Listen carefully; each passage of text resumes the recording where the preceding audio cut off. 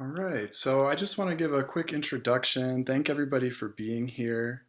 Um, this is part of a series of events hosted by Continuing Professional Studies at Teachers College. So thank you to Amy Diner from CPS for hosting that series. And it's also co-supported by the Digital Futures Institute, and we're super excited to be part of this project. I'm going to hand you over in a minute to Jacqueline Simmons and Sarah Gerth Vandenberg for this great presentation about creative approaches to curriculum development. And I just want to thank both of them for being here with us and sharing their thoughts on this. And thanks again to all of you for joining us on a Monday afternoon. So we really appreciate you being here. And I just want to mention that we also have captions available. You should be able to access those using the controls at the bottom of your screen if you don't see them already. And thank you to our captionist, Susan, as well. So without further ado, I'll introduce Jacqueline and Sarah.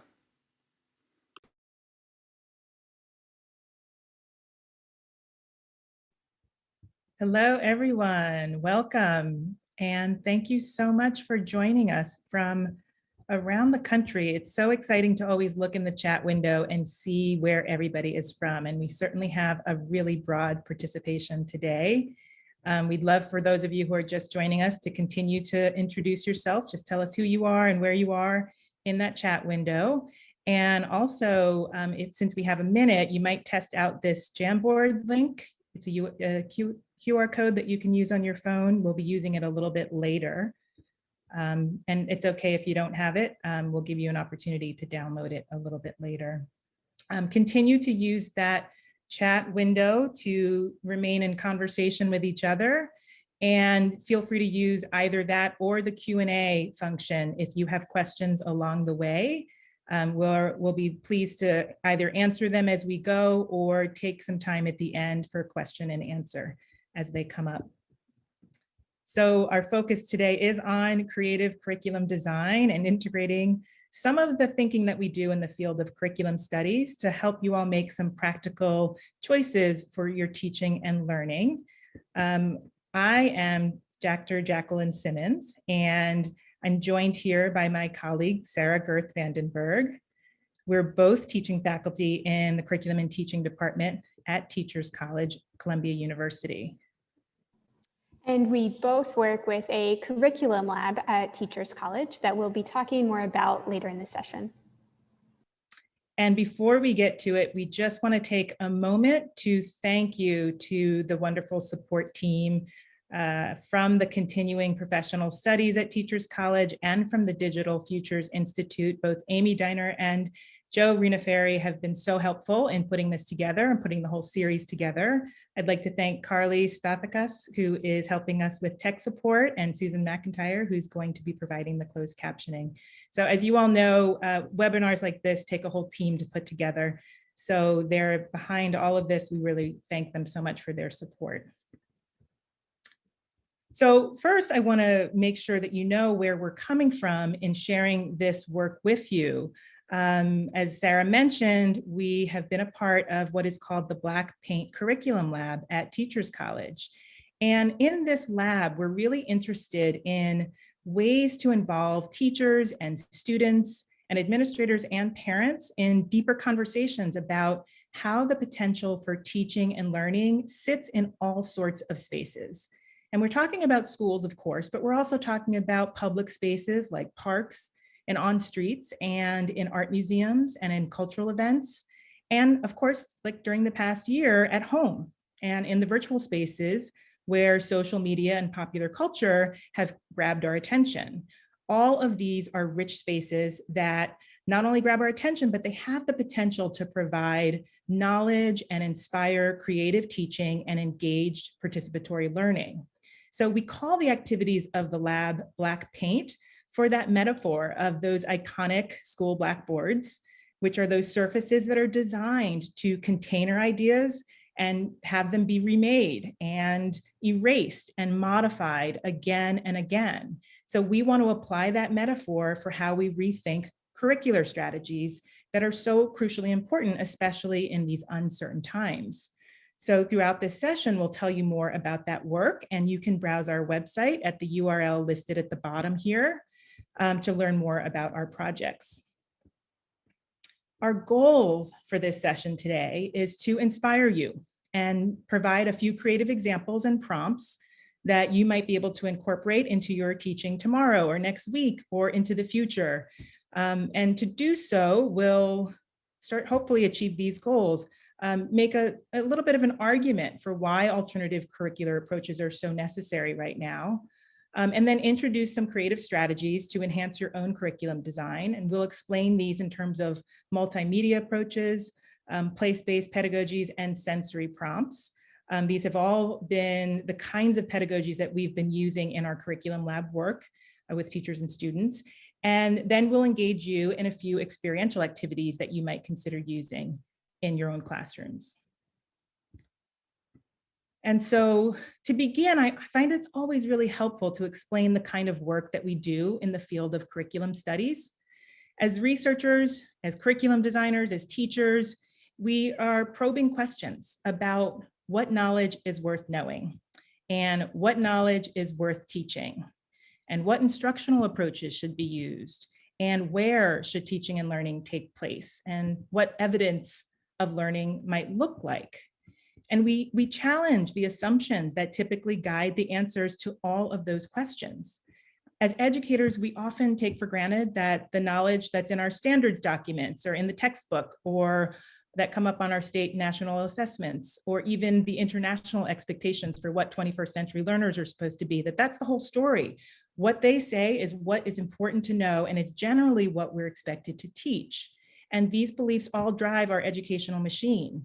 And as teachers and administrators, we can very rarely find those opportunities to complicate the taken for granted beliefs about the purpose of education and schooling, and then what those presumed answers are about how to get there. But many of you, of course, know that it's just crucially important as educators to ask questions about whether and how the curriculum that we're responsible for delivering serves all students. So the answers to those questions are not neutral, and they involve issues of equity. So as we study curriculum, we begin to see that the choices that we make reflect values and beliefs about the purpose of education, about who we think our learners are or should aspire to be. And we begin to see that many of the choices that we have made have actually left many learners behind. And so that means there are consequences when we treat the curriculum as a static, predetermined set of goals and objectives that every learner is expected to meet and at scheduled ages and stages. And of course, this has become ever more apparent during this past year of pandemic teaching. We have not been able to simply translate our typical ways of doing school into the virtual or blended learning environment. And our efforts to do so have left many of us teachers overstretched and exhausted, and many learners checked out, either because of access issues or the simple fact that the requirements to show up in front of a virtual screen for a typical classroom lesson does not match what they are going through and the current need for their education. So as we study curriculum, we want to consistently modify our approaches to meet the varying needs of our student populations, especially given the way the world has changed. And so many of you, as we have probably found yourselves asking these questions and studying curriculum in this way over the past year. Asking these questions and considering the consequences. What lessons do students really need to learn the most? What kind of learning is most valuable and where and how does it happen? What else are students learning this year outside of school? And what's best for your students and for all learners? And who's deciding what best is? So why does this matter? We've always known that students of all ages show up at school for so much more than academic work. There is that essential relationship building and the social and emotional needs that are also being developed. And it's been difficult to attend to learner development when the conditions for learning and the environment for learning have changed so drastically. In preparing for this session, I thought it was really interesting to go back to the in-task standards that guide teacher education preparation and credentialing here at Teachers College, because this helps us recognize that the same standards for creating learning opportunities still apply, but our strategies for achieving those goals may have changed. We still want to recognize that patterns of learning and learner development vary for each individual student within and across cognitive domains, linguistic, social, emotional, and physical domains. We want to make sure that there's room for individual differences and the diverse cultures and communities that our learners bring with them into the classroom. And we want to ensure inclusive learning environments that support individual and collaborative learning and that encourage positive social interaction, active engagement in learning, and self-motivation. So our curriculum lab has been experimenting with pedagogical approaches that pay closer attention to some of the sometimes ignored aspects of teaching and learning. And multimodal learning really helps us focus on this. That refers to the ways that information is experienced or felt. So verbally, visually, orally, spatially, temporally, physically. Designing curricular practices that engage students across these multimodalities, engaging them in movement, utilizing emotion and memory, maybe activating the senses, those can all lead to more creative learning opportunities that might better attend to learner difference and learner environments and learner development. So some of those multimodal pedagogies include multimedia methods, and these will be familiar to many of you. This involves using media technologies to have students present or produce work, such as photography, voice recordings, video, and maybe even integrating popular culture that's created by others. Place-based pedagogies involve paying attention to the location of our learning, perhaps emphasizing walking, movement, the ways that our bodies move, that they need to move, maybe drawing and mapping space and place in ways that draw attention to other kinds of knowledge. And then using the senses. All of these spark emotional experiences that can have a powerful force on learning. And so some of those sensory prompts that span across all of these strategies, look like sense making. It's clearly important ways of learning when you ask questions such as, what do you see? What do you hear? What do you feel? What do you smell? We've noticed that this has become more powerful in the pandemic virtual environment when we are no longer in touch with each other physically. More than ever, we realize that our learners' bodies matter, and it's important to ground ourselves in our senses. So all of these approaches come together and allow us to acknowledge how information content occurs in spaces other than the classroom too.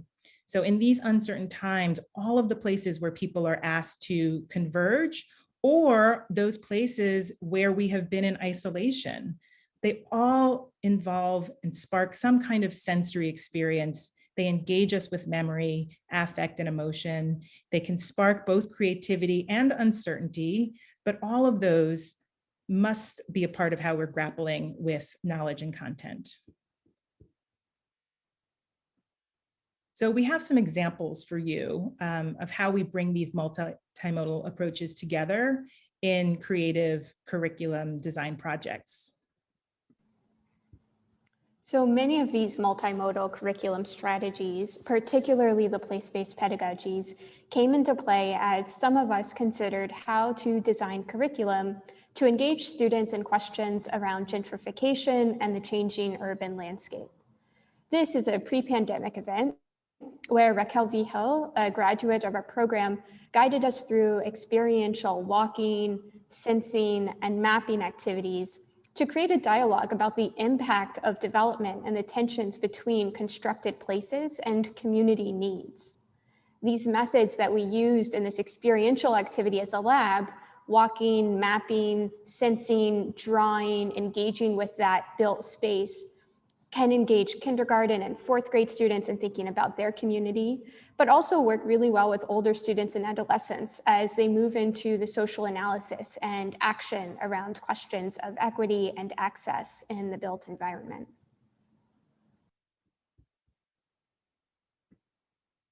So that's just one example of the kind of pedagogical practice that we are experimenting with. And here's a flyer that describes another event that has informed the kinds of practices that we're suggesting today. This is a Central Park sound walk. Those of you who have visited New York City know that Central Park is a really special place for tourists and residents alike. And it's been off limits for many of us during the pandemic because of the rules to isolate. Ellen Reed is an artist who designed an immersive audio experience to accompany wandering in Central Park while observing social distancing guidelines. And so anybody could really download a free app that would prompt musical compositions by the New York Philharmonic and the Young People's Chorus of New York City and a few other performers. And it shifts and changes while you move through the park. So throughout the day, our participants who were teachers received prompts from us to post what they were seeing, hearing, feeling, smelling. And we used a WhatsApp group. WhatsApp is a easy to use social media application. The whole activity prompted attention to our wandering and to our senses. And as one teacher said, the music that accompanied this wandering through the park really encouraged slowing down and almost hyper attentiveness to the surroundings. Another person was taken by how aimless walking led her to pass places and see details she'd never noticed before. And later, as we complicated this process, we were compelled to ask, what is gained from this slowing down? How does knowledge enter in different ways when multiple senses are activated simultaneously? Can certain sounds like the soothing classical music or that staccato of spoken words poetry foster different kinds of openness to new ideas and experiences? And so we brainstormed ways to apply this to teaching students in school environments. And several teachers even brought collaborating teachers or invited students and parents to participate in the program on their own time. So we continue to use this as inspiration and thinking about how might we bring senses like sound, like movement into the classroom.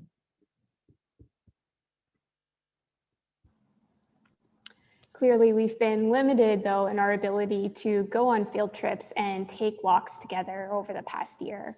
So we've been using multimodal strategies over social media apps like WhatsApp to experience ways of being together while physically distanced, sometimes in different states entirely. Here, learners received prompts over WhatsApp to wander in their own home. So the prompts were play, memory, possibility, interruption, care, ways of experiencing knowledge that had been emerging as important to us, and respond with a single photograph. Mm-hmm. We really very often place a great deal of importance on icebreaker type prompts that help students situate themselves in learning encounters. And what used to be a sort of do now type activity has really turned into a meaningful springboard for exploring different themes together. This shared exploration of personal associations with the prompts allowed critical questions to surface and new ways of knowing ourselves and relating to each other. So that really opened up space for creativity and for vulnerability, qualities that teachers don't often get to experience with colleagues or with their students, and in many ways have emerged as so vital in this past year.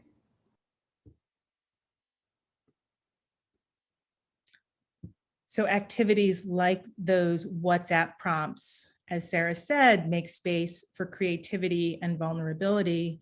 They also make space for intimacy. And that has also emerged as an important, powerful force on learning that we have to pay attention to in these times. So we also use media culture to prompt our engagement with those aspects of learning. And of course, prompting memory and emotion can provide different kinds of motivations.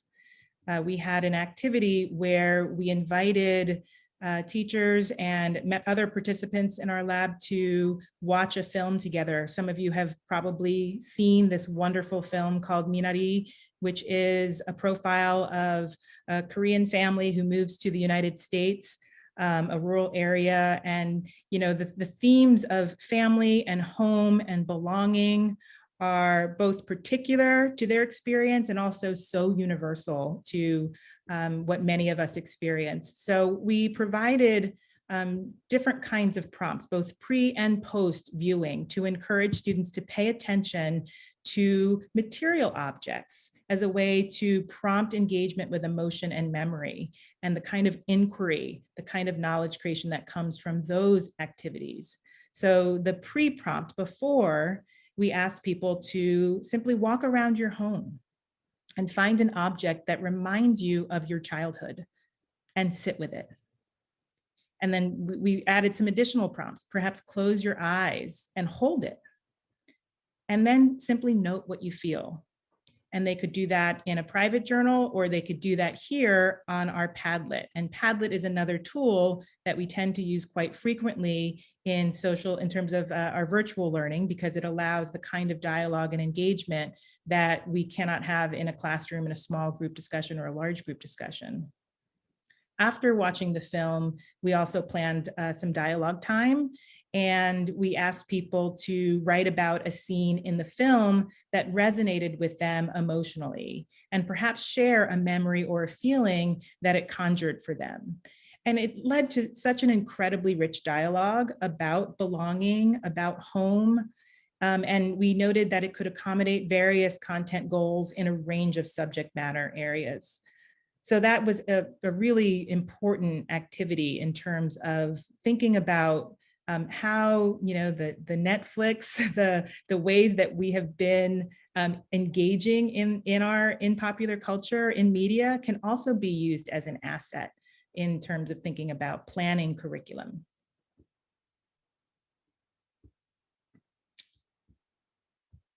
So now we have a few activities that we'd like you to try. We wanted to spend about half of our time just sort of presenting the ideas to you and presenting a little bit of the argument about why these kinds of strategies might be important.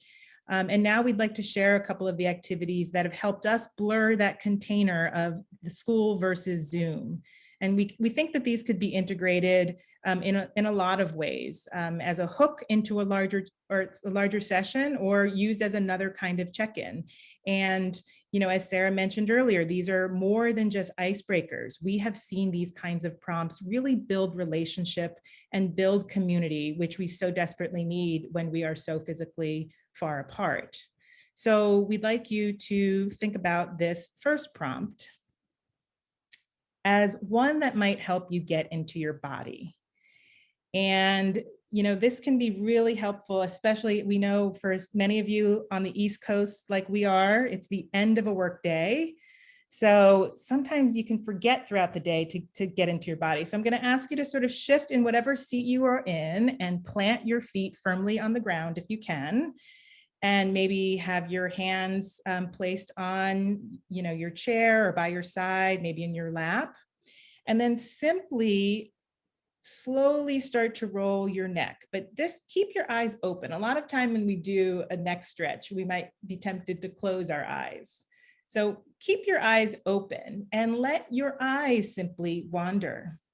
And as you take a few passes, you know, around the neck, notice something in your space. Maybe notice something that you have not paid attention to before. And we're going to invite you to, in the chat window, perhaps jot down, share with the community here what it is that you are noticing, what it is that you are seeing, or perhaps even what it is you're feeling. How can you engage in this place that you're in with a little bit of movement? And how might that change the ways that you're thinking about this place and space? So take a few minutes now and do that. Roll your neck around. I'm going to do it here for you as a model. I'm going to leave my eyes open. And then let's see what we have in the chat. Maybe some people can start to share what it is they're noticing about their environment.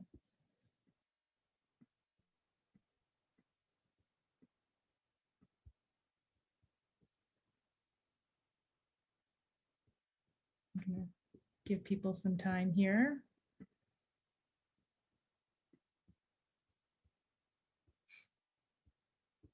Great. Thank you. You might find your attention pulled to a neighbor's window, something that hasn't been cleaned in a really long time. I can relate to both of those. Yeah, and it's not just necessarily what you see. Others are bringing other senses in. You might smell. You might see that one sense opens up another sense. You might see something you don't want to see, a spider.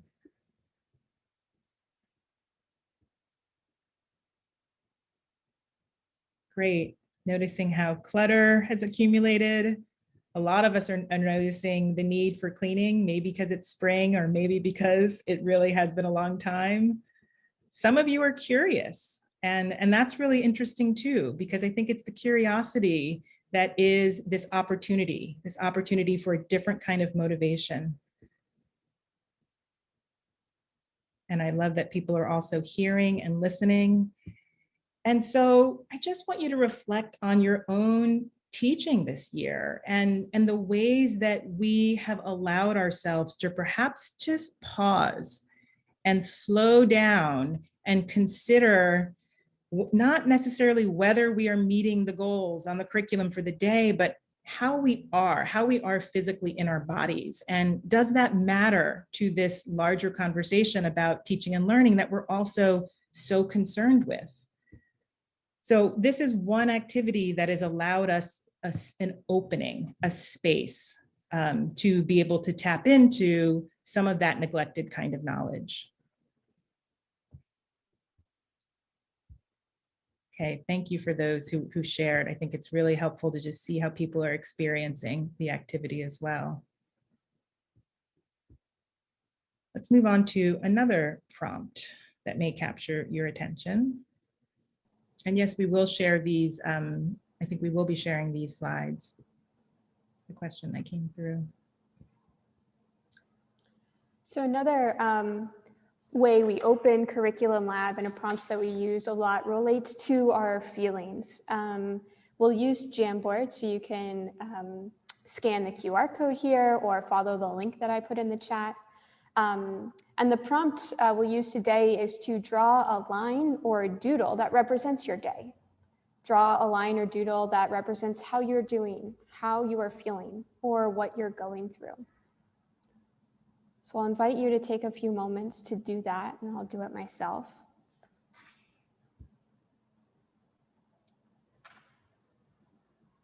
So some of you might be doing that on a side pad or piece of paper, and you might take a photograph of it. We're going to go to the Jamboard. So you could draw it on the Jamboard, you could scribble it on a notepad and take a photo and add it, or you could use the sticky note to write a couple words about what came up for you as you were drawing that.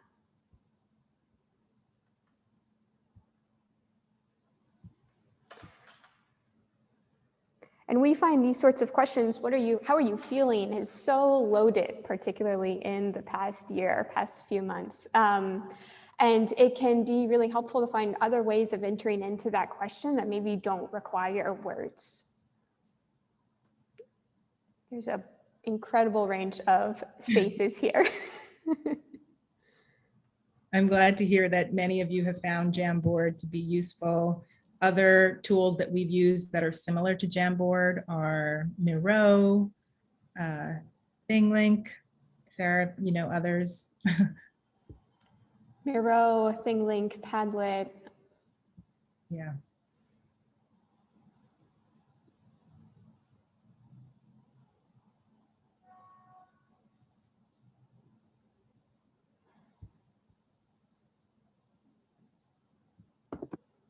I'm enjoying just all of the faces here. It can be a really nice way of recognizing that our students enter our classrooms with all kinds of feelings. It's good to remember that as we enter a space together and create that kind of space.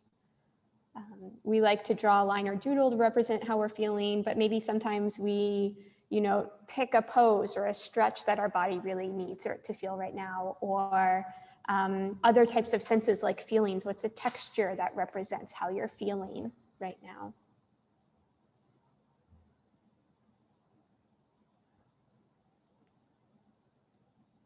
And so part of what this does is that we sometimes really prioritize the verbal, right? We always prioritize the words to define an experience. How can you express it to me in language, either written or verbally?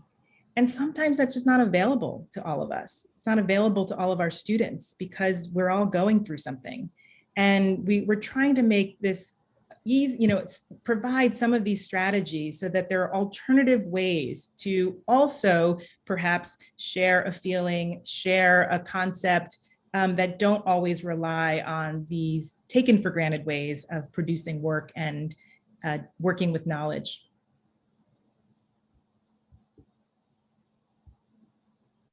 All right, thank you all for sharing. I think we have one more. Okay, this is where my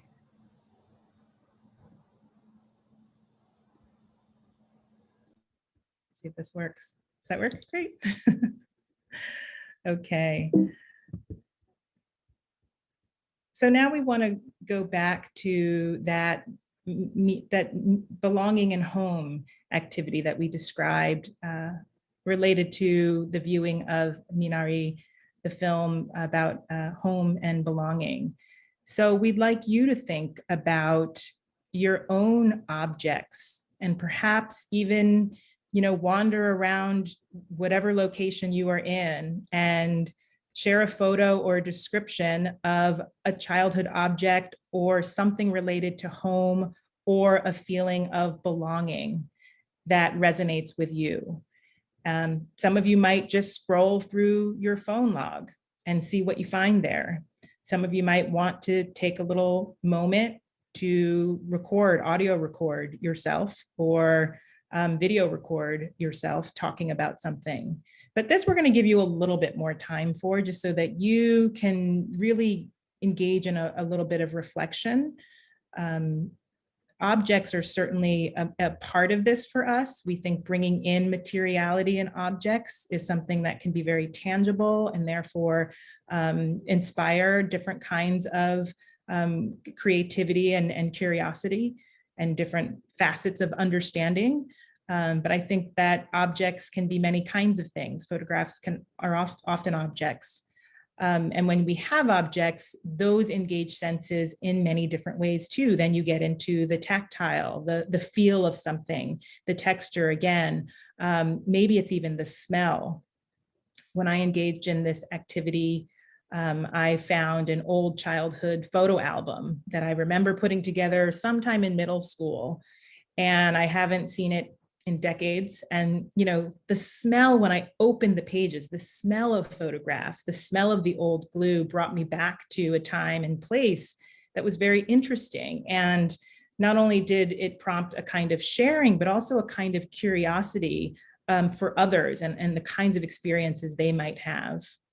So take a moment now and do this activity. And if you would like, we'd love to see what some of your sharing might be. You can either go back to that Jamboard, or you could share in our chat window some of the things that you are coming up with, some of the things that you might like to share.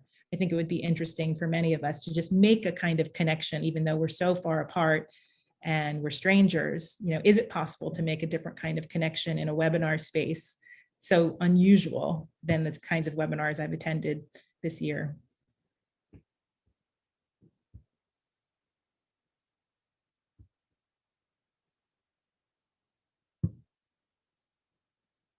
So we're going to give you some time to really engage with that, maybe silently, maybe collectively, if you'd like to share. I might turn some music on if I were doing this with some students, just to really shift the mood and shift the invitation to something that maybe invites something a little more intimate, a little more creative.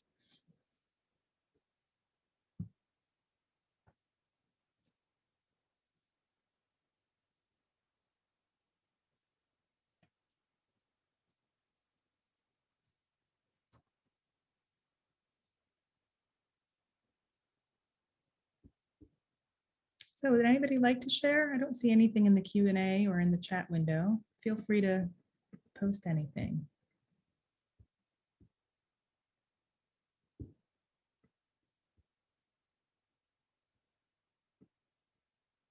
We'll post that Jamboard link again in the chat window.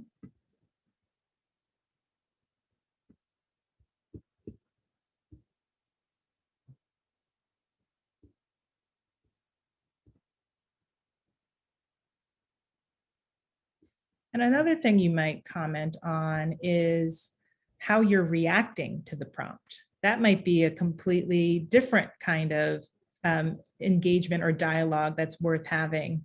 It can feel really unusual when we're talking about teaching and learning to activate the kinds of intimate inquiries that don't seem immediately connected to content or skills or behaviors that we're responsible for teaching.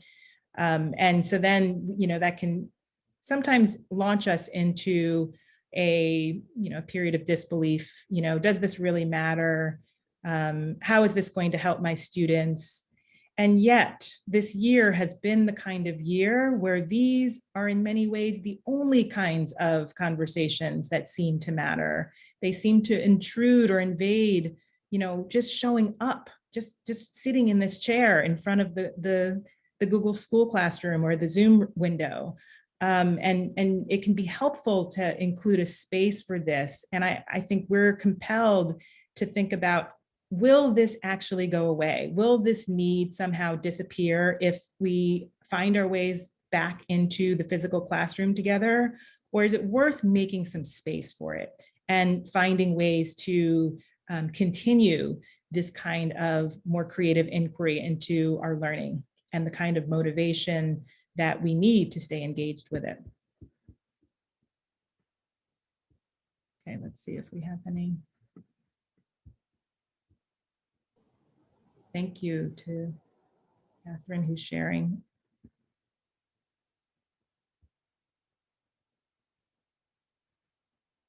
So many of our possessions, books, I really resonate with this too. I have a whole wall of books to my left over here that you can't see. And, so much of that has been about an accumulation that started when I was very young too. And so those kinds of possessions can sometimes have really deep ties to who we are as people. And who we are as people is actually who we are as learners. And that's why this matters so much. We have pictures here that people are talking about, and the objects from childhood, maybe that take you back to memories of your own schooling. Great. Folks are sharing on the Jamboard too. We have pizza. You can almost taste that. It brings in another sense. And I'm getting the Jamboard share set up. Pizza, pets, photos of family. Really beautiful.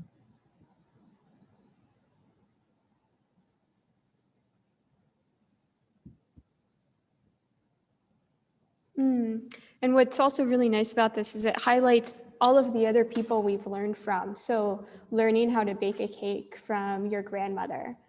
For me, it was learning how to quilt from my grandmother. Recipes is such an important place of that exchange of knowledge and that relationship building.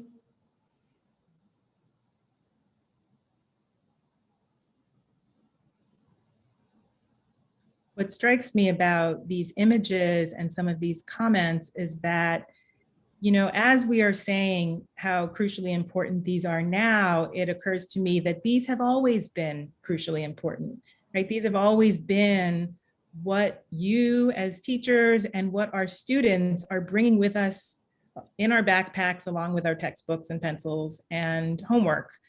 And so I guess one of the questions is, are we going to make space for it? And how are we going to make space for it? And we have found these kinds of prompts and tools to be really effective in making that space so that we can then make other creative choices about how we'll bring content in.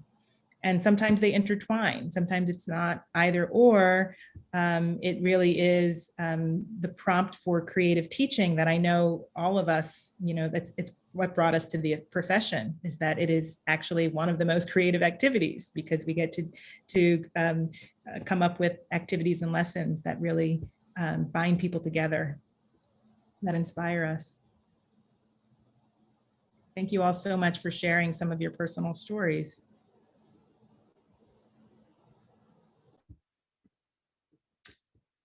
So before we get to some discussion, question and answer, if you have any, we just want to talk about why this matters for our future curriculum making. And we've really touched on this throughout our time with you.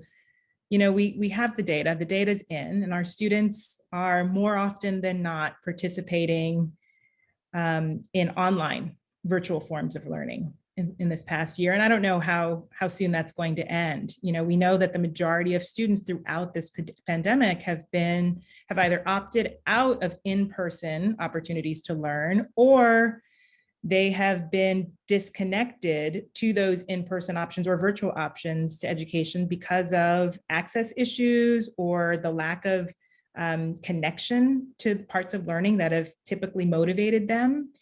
And teachers are being asked to teach both remote and in person oftentimes. That's the way it looks in many New York City schools, which means that either way, these kinds of virtual prompts that we provide matter to all students. And so it's time to be inspired again by what Maxine Greene has called looking at things as if they might be otherwise. Maxine Greene is a educational philosopher who has long argued for the ways that we can reposition our educational practices and assumptions so that our schooling looks more like what our students need in order to find their voices. So teaching virtually during this past year has really forced us to rethink our instructional practices so that we're valuing not just the focus on the content and the academic performance on achievement measures that typically have defined our success as educators and students. Instead, there's a whole new value for just being here, for just having shown up. And we're all craving for connection and a set of relationships that makes that learning meaningful, and that matters to so many of us. So the way we present knowledge in the virtual and in-person forms must really bring people into conversation. And that's not just for scholars and researchers. I think it's not just for teachers and administrators either. It's also for students and for parents, and really all of us. And we think that these practices begin a bit of that work. So I want to stop there. I hope that this has been helpful for you all, and that you have been able to walk away with some ideas that you can implement tomorrow with students, with teachers, with parents, maybe share them with parents so that they can use them to motivate their children, students. And please be in touch with us. We'll send you a link to the slides, and we hope that you go to our website and play around and take a look at some of the other kinds of things that we've been doing. And we welcome any of your questions and comments through email or through the website, where you can sign up if you're interested. So thank you so much. Sarah, do you have any final words? Thank you all for participating and sharing. There was that moment of connection, even though we can't hear your voices or see your faces, particularly as we started sharing those objects or photos of family and home. So it's encouraging to see that some of that connection and openness can happen across different, if imperfect, platforms.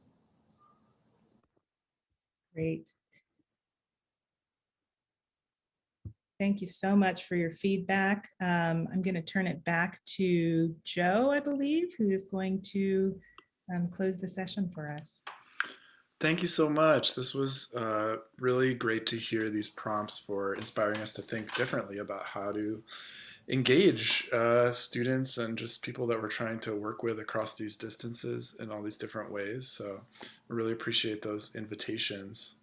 And thanks for sharing some of the stuff that you've been learning and trying with each other. So, and thank you everybody for spending time with us on a Monday afternoon. And we really appreciate you being here as well. And we hope that you will, stay tuned and check out some of the other free events and things we have coming up with continuing professional studies and through the Digital Futures Institute. And if you're interested in more course-like offerings, you should check out the Continuing Professional Studies site as well for that kind of thing. But thanks again to you, Jacqueline and Sarah, for doing this. Thanks, Joe. Thanks, Joe. Thanks, Susan. All right. Thank you, Susan, for providing captions, and thanks, everybody, and we'll see you soon.